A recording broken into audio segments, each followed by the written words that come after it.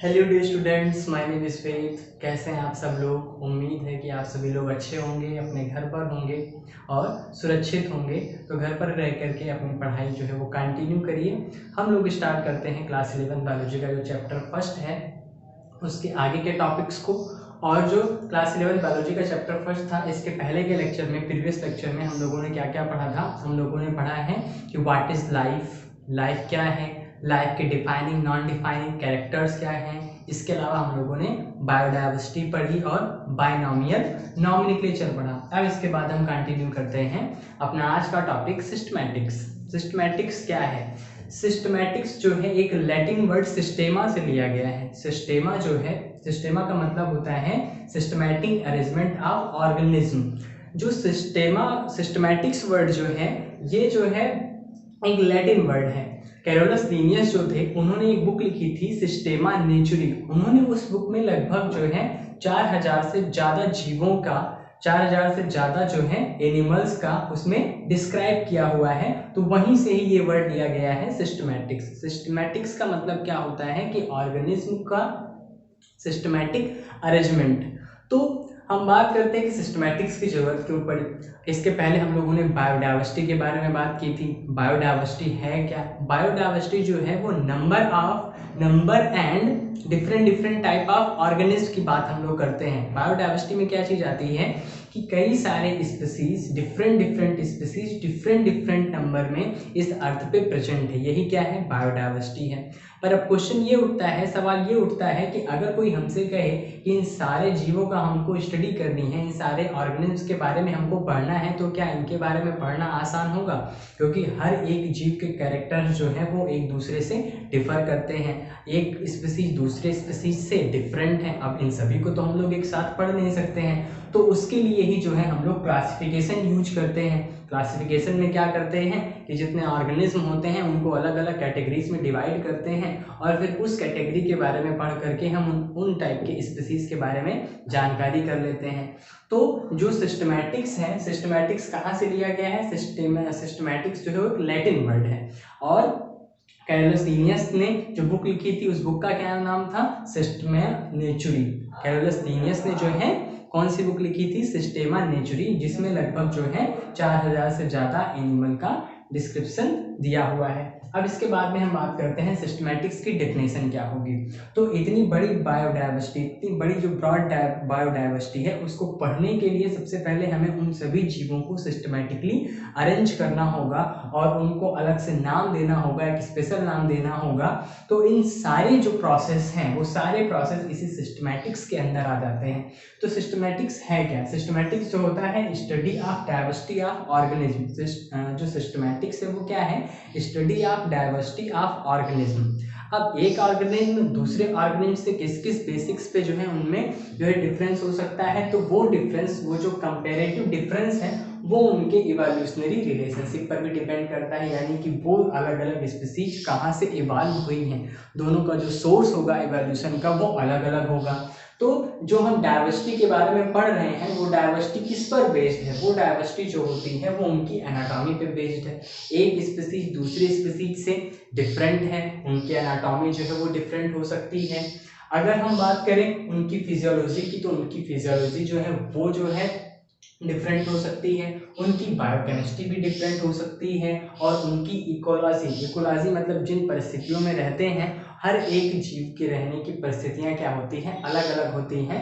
तो सिस्टमैटिक्स है क्या? सिस्टमैटिक्स जो है वो study of diversity of organism है। और इसके अलावा जो है उनके बीच जो इवोल्यूशनरी संबंध है उनका अध्ययन करना है। अब इसके बाद हम नेक्स्ट आते हैं सिस्टमैटिक्स के बाद में क्लासिफिकेशन क्या है। क्लासिफिकेशन जो है वो एक प्रोसेस है जिसके अंतर्गत हम क्या करते हैं कि जीवों को जो है अलग अलग कैटेगरियों में रखते हैं। अपनी सुविधा के अनुसार उनके अध्ययन के लिए हम जीवों को अलग अलग जो है कैटेगरी में रखते हैं। कुछ लक्षणों के आधार पर उनको अलग अलग कैटेगरी में रखा जाता है। तो लक्षणों के आधार पर जीवों को अपनी सुविधा के अनुसार अलग अलग कैटेगरी में रखना क्या कहलाता है? वो कहलाता है क्लासिफिकेशन। अब क्लासिफिकेशन के बाद अगर हम बात करें टेक्सोनॉमी की, तो टेक्सोनॉमी क्या है? टेक्सोनॉमी जो होता है वो प्रोसेस ऑफ क्लासिफिकेशन को ही हम क्या बोलते हैं? टेक्सोनॉमी बोलते हैं। और ये वास्तव में है क्या? अगर हम क्लासिफिकेशन और टेक्सोनॉमी के बीच में डिफरेंस देखना चाहें तो क्लासिफिकेशन जो है वो एक प्रोसेस है जिसमें हम क्या करते हैं, ऑर्गेनिज्म को क्लासिफाई करते हैं, लेकिन जो टेक्सोनॉमी है वो बेसिक्स बताती है कि किस बेसिक्स के आधार पे हम जीवों को क्लासिफाई कर रहे हैं। तो टेक्सोनॉमी क्या है? Study of principles and procedures of classification.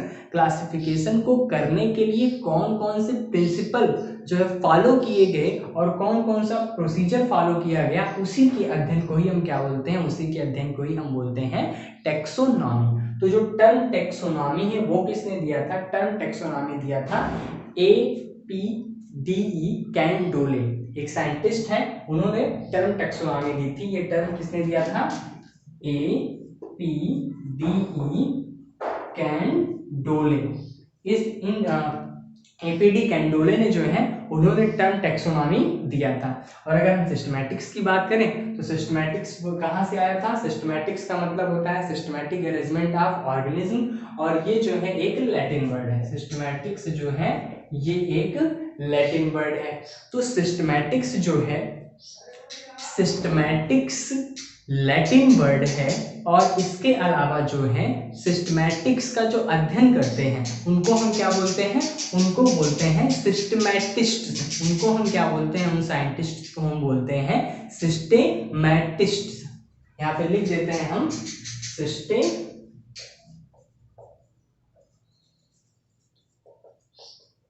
सिस्टेमैटिस्ट, या उनको हम टेक्सोनॉमिस्ट भी बोल देते हैं। तो इसके बाद में अब अगर हम बात करें टेक्सोनॉमी की, तो टेक्सोनॉमी में क्या किया जाता है? टेक्सोनॉमी में कुछ प्रिंसिपल्स के आधार पे, कुछ प्रोसीजर्स के आधार पे जो है एनिमल को क्लासिफाई किया जाता है। अब जो टेक्सोनॉमी का मेन, अगर हम बेसिक्स की बात करें तो टेक्सोनॉमी की बेसिक्स क्या क्या है? टेक्सोनॉमी का बेसिक्स जो है, पहले हम क्या करते हैं, पहले एनिमल की आइडेंटिफाई की जाती है, उसके कैरेक्टर्स के आधार पे उसका आइडेंटिफिकेशन होता है, फिर उसको नाम दिया जाता है यानी कि नॉमेनक्लेचर, और नॉमेनक्लेचर के बाद में जो लास्ट स्टेप है तब जा करके हम उसका क्लासिफिकेशन करते हैं। तो यहाँ पर हम लोग लिख लेते हैं basics of taxonomy.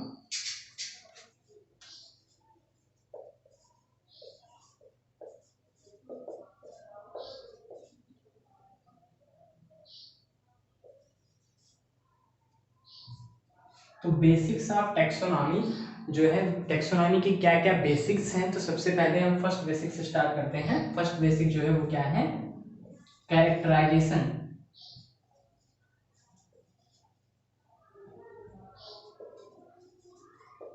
Characterisation and identification.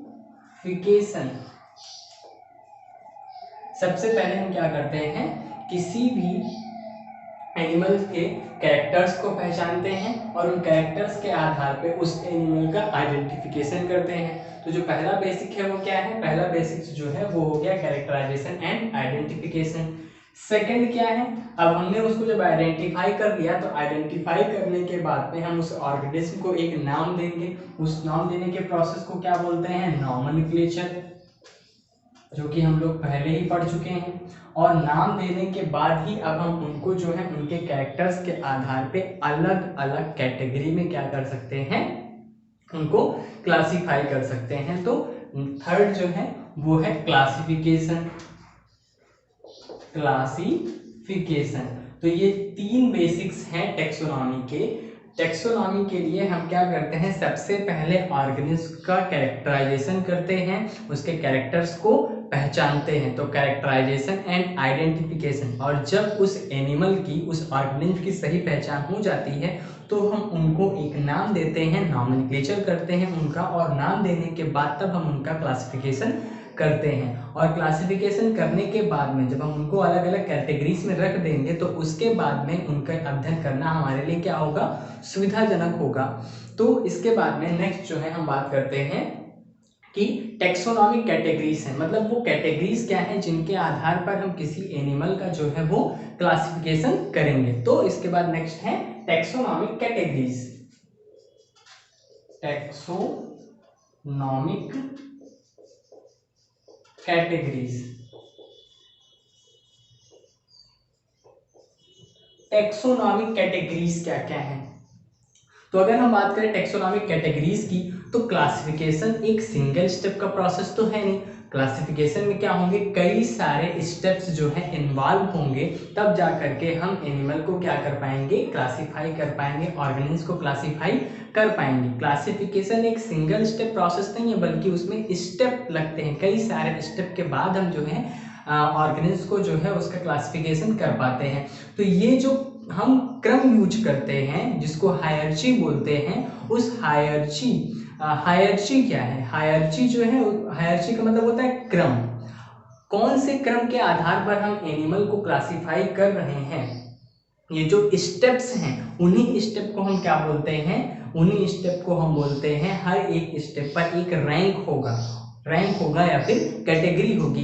तो हर एक रैंक को हम क्या बोलते हैं, हर एक रैंक को हम बोलते हैं टेक्सॉन। हर एक रैंक को क्या बोलेंगे, टेक्सॉन। और एक टेक्सॉन क्या रिप्रेजेंट करता है, एक टेक्सॉन एक लेवल को रिप्रेजेंट करता है और उस लेवल की कैटेगरी को रिप्रेजेंट करता है। तो टेक्सोनॉमी कैटेगरी की जरूरत क्यों पड़ी, टेक्सोनॉमी कैटेगरी जो है उनकी जरूरत इसलिए पड़ी क्योंकि क्लासिफिकेशन एक सिंगल स्टेप प्रोसेस नहीं है, बल्कि उसमें जो है हायरार्ची ऑफ स्टेप इन्वॉल्व होते हैं। कई सारे स्टेप जो है क्रम से लगते हैं, तब जा करके हम एनिमल को क्लासिफाई कर पाते हैं। तो हर एक लेवल पर जो कैटेगरी बनती है, उसी कैटेगरी को हम क्या बोलते हैं, उसी कैटेगरी को हम बोलते हैं टेक्सोनॉमिक कैटेगरीज। और टेक्सोनॉमिक कैटेगरीज की बात करें तो एक सिंगल लेवल को, एक सिंगल स्टेप को हम क्या बोलते हैं, उस सिंगल स्टेप को बोलते हैं टेक्सॉन। इस चीज को हम लोग नोट कर लेते हैं। तो क्लासिफिकेशन क्या है, क्लासिफिकेशन में हायरार्ची ऑफ जो है, हायरार्ची ऑफ स्टेप्स लगते हैं।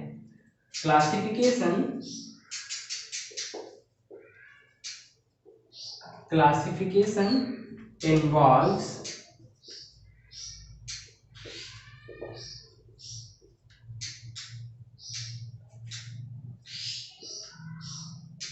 hierarchy of steps, and each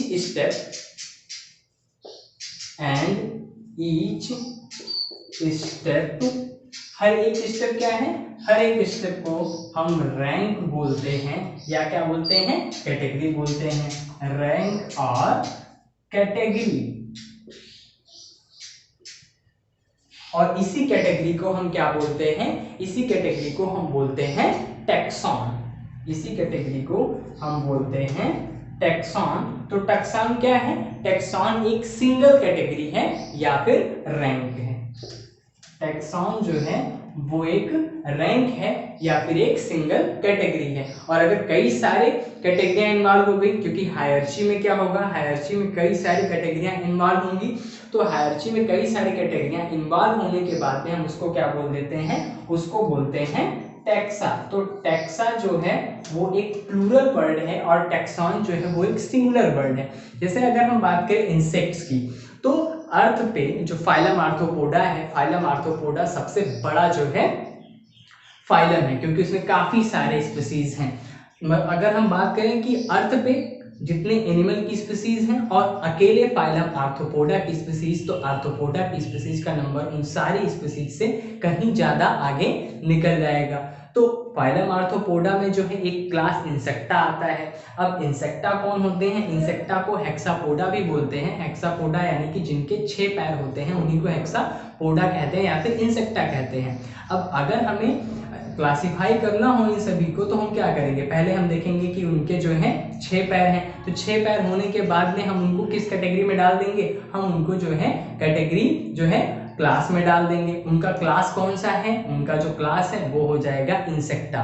तो ऐसे ऐसे करके कई सारे लेवल पर हम एनिमल को क्लासिफाई करते हैं। तो हर एक लेवल एक रैंक को रिप्रेजेंट करता है, जिसको टेक्सॉन बोलते हैं। और क्लासिफिकेशन के लिए कई सारे लेवल्स की जरूरत पड़ती है, हायरार्ची ऑफ स्टेप इन्वॉल्व होते हैं। तो हर उस हायरार्ची की अगर हम बात करें, वो हायरार्ची क्या है, वो हायरार्ची है किंगडम, किंगडम के बाद फाइलम, फाइलम के बाद क्लास, क्लास के बाद ऑर्डर, ऑर्डर के बाद फैमिली, उसके बाद जीनस और तब जाकर के स्पीसीज। तो अगर हमें एनिमल को क्लासिफाई करना है तो सबसे पहले हमें उनका किंगडम डिसाइड करना होगा, जैसे कि प्लांटी एनिमल या फंजाई या फिर जो है मोनेरा, वो कौन से किंगडम में आते हैं। किंगडम के बाद फिर फाइलम, फाइलम के बाद में फिर उसके बाद में क्लास, क्लास के बाद ऑर्डर, ऑर्डर के बाद फैमिली डिसाइड करनी होगी, फिर जीनस और लास्ट में जाकर के स्पीसीज। तो इन सारे ये सब अलग अलग लेवल्स को रिप्रेजेंट करते हैं और हर एक लेवल को ही हम क्या बोलते हैं, हर एक लेवल को ही हम टैक्सॉन बोल सकते हैं। Kingdom, phylum, class, order, family, genus और स्पीसीज, ये सभी क्या हैं, ये सभी के सभी टैक्सॉन हैं। जैसे एक हम सिंपल एग्जांपल लेते हैं, अगर हम बात करें अनाज की, अनाज, गेहूं, चावल, अगर हमें इन सबको कैटेगराइज करना हो गया तो अनाज एक मेन स्टेप हो जाएगा और अनाज के अंदर ये दोनों ही आते हैं, चावल और गेहूं ये दोनों ही आते हैं। अगर हम बात करें एनिमल्स की तो चार पैर वाले एनिमल्स, अब चार पैर वाले एनिमल्स में कुछ ऐसे एनिमल्स हैं जो खड़े होकर के चलते हैं जैसे कि ह्यूमंस, और कुछ ऐसे हैं जो चार पैरों पे चलते हैं। तो अब जो एनिमल हो गया, एनिमल भी वो भी एक टैक्सॉन है और एनिमल में आने वाले कुत्ता, बिल्ली, गाय, भैंस ये सब क्या है, ये सब भी टैक्सॉन है। तो जब हम क्लासिफिकेशन करते हैं उस टाइम पे कई सारे स्टेप्स जो हैं यूज होते हैं, हर एक स्टेप को ही हम क्या बोलेंगे, हर एक स्टेप को हम टैक्सॉन बोलेंगे और उन सभी को जब हम क्रम से लिख देते हैं तो उसी को हम बोलते हैं टैक्सा। टैक्सा के बाद में हम बात करते हैं कि जो किंगडम है, फाइलम है, क्लास है, ऑर्डर है, फैमिली है, जीनस है और स्पीसीज है, इन सभी के बारे में अब हम लोग क्या है डिटेल में पढ़ेंगे। तो हम टेक्सोनॉमिकल हायरार्ची को समझने की कोशिश करते हैं कि टेक्सोनॉमिकल हायरार्ची होती क्या है।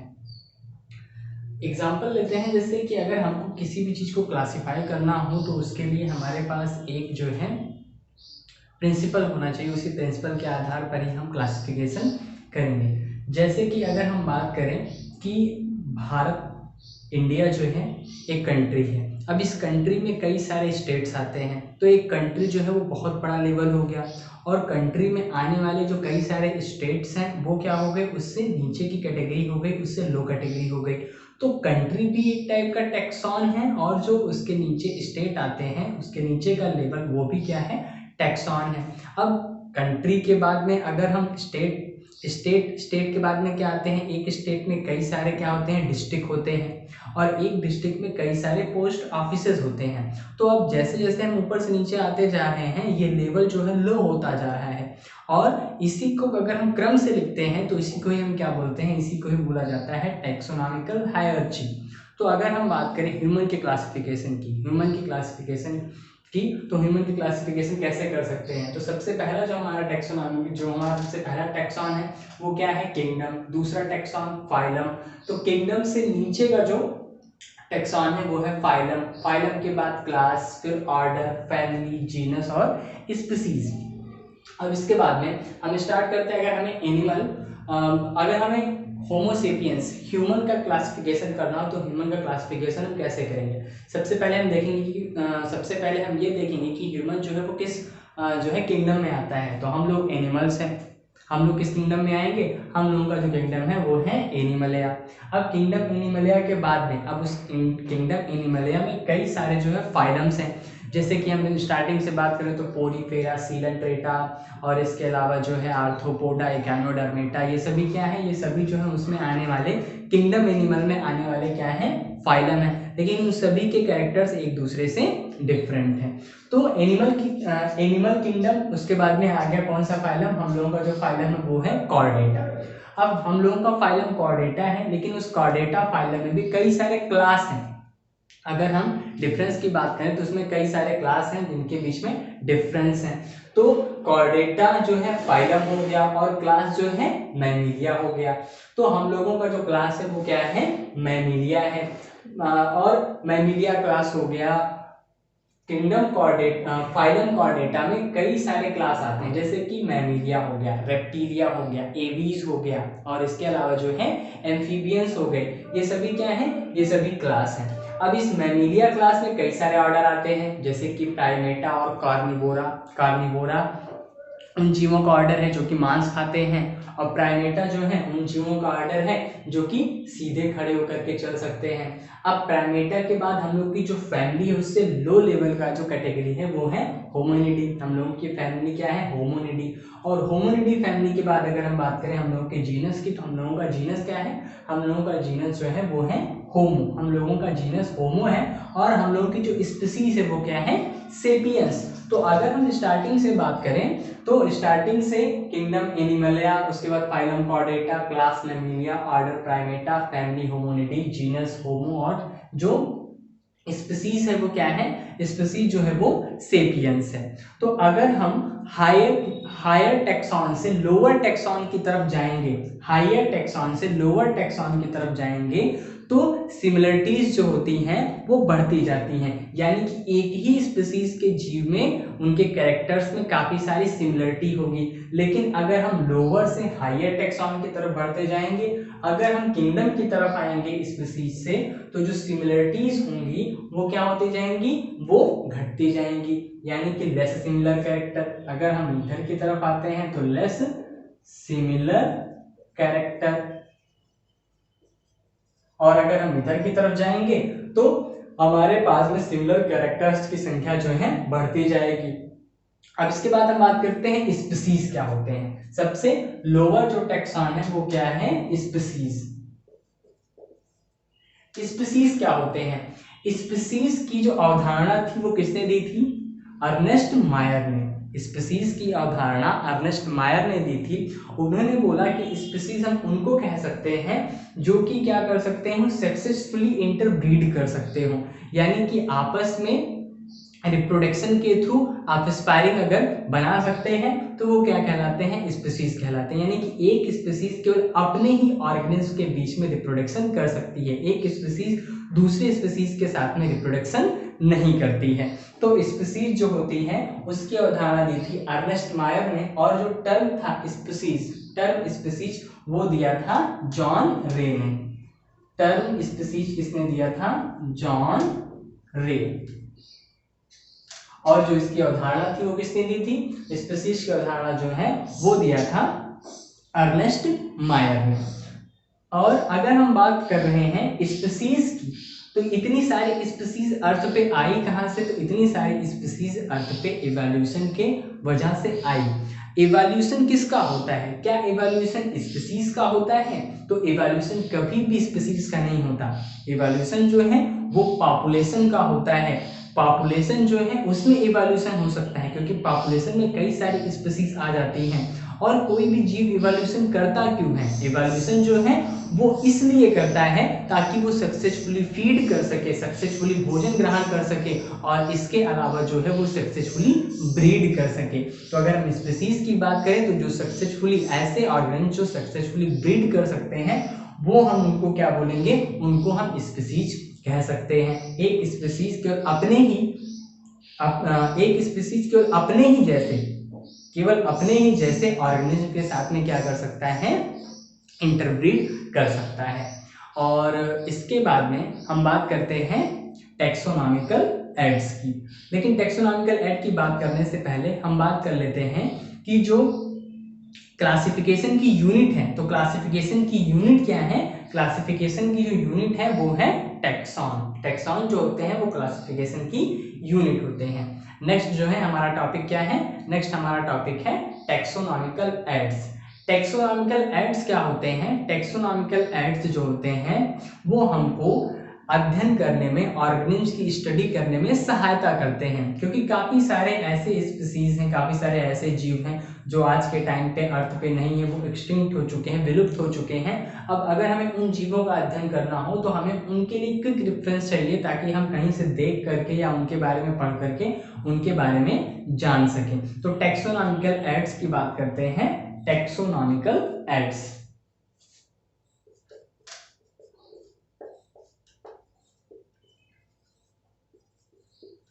तो टेक्सोनॉमिकल एड्स में क्या क्या चीजें आती हैं, टेक्सोनॉमिकल एड्स में आते हैं वेरियम।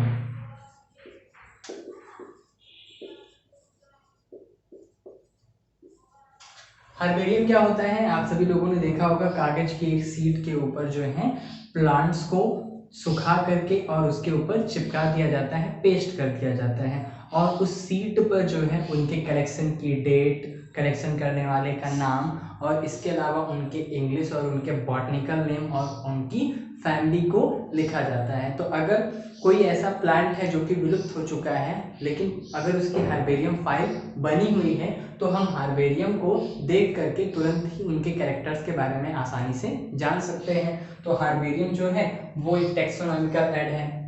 हार्बेरियम के अलावा हम बात करते हैं botanical garden. Botanical garden, botanical garden में क्या होता है?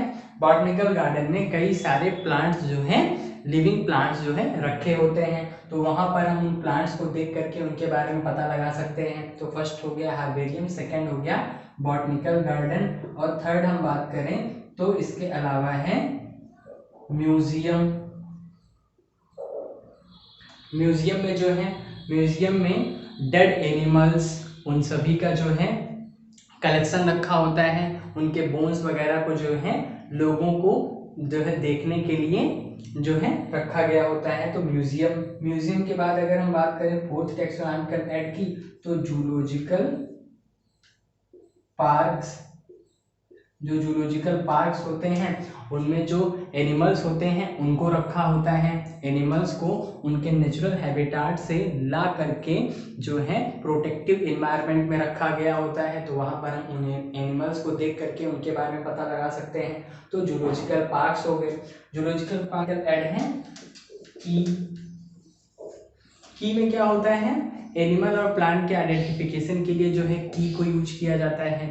की में क्या करते हैं, जो की है वो बेस्ड होता है उन एनिमल्स या फिर प्लांट में सिमिलरिटीज या डिसिमिलरिटी के आधार पर। तो उसमें से कुछ कैरेक्टर्स को जो है चूज किया जाता है और कुछ कैरेक्टर्स को रिजेक्ट कर दिया जाता है। इस तरह से एनिमल या फिर प्लांट का आइडेंटिफिकेशन करते हैं। की के अलावा जो है फ्लोरा है। फ्लोरा क्या होता है?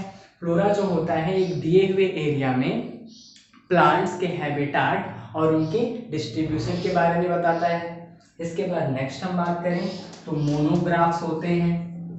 मोनोग्राफ्स, मोनोग्राफ्स क्या होते हैं? मोनोग्राफ्स जो होते हैं वो केवल एक टैक्सॉन को डिस्क्राइब करते हैं। मोनो मीन्स होता है सिंगल, तो वो केवल एक टैक्सॉन के बारे में डिस्क्राइब करते हैं। इसके अलावा मैनुअल्स हैं। मैनुअल्स जो है वो हैंड रिटन होता है। जैसे किसी एरिया में कोई जंगल है, अब उस जंगल में मिलने वाली जो प्लांट स्पीसीज हैं उनका ब्यौरा उसमें दिया होता है। तो इस तरह से कई सारे टेक्सोनॉमिकल ऐड्स जो होते हैं वो जो है हमें सहायता करते हैं एनिमल की स्टडी, एनिमल या फिर प्लांट की स्टडी करने में। इसमें से जो हार्बेरियम है, बॉटनिकल गार्डन है और इसके अलावा जूलॉजिकल पार्क्स हैं, ये सभी जो है हमको क्विक रेफरेंस देते हैं ताकि हम एनिमल या फिर प्लांट्स को तुरंत तेजी से पहचान सके। तो आज का जो लेक्चर है इसमें हम लोगों ने क्या क्या पढ़ा? इसमें हम लोगों ने पढ़ा है टैक्सॉन क्या है, टैक्सोनॉमिक कैटेगरी क्या है, सिस्टमैटिक्स क्या है और इन सारी चीज़ों के बारे में पढ़ा है। तो आज के लिए इतना ही। इसके अगले लेक्चर में हम लोग क्या पढ़ेंगे? अगले लेक्चर में हम लोग जो है सेकेंड चैप्टर पढ़ेंगे। तो अगर आप लोगों को ये वीडियो अच्छा लगा हो तो लाइक करें, शेयर करें और इसको सब्सक्राइब करें। तब तक के लिए थैंक्स।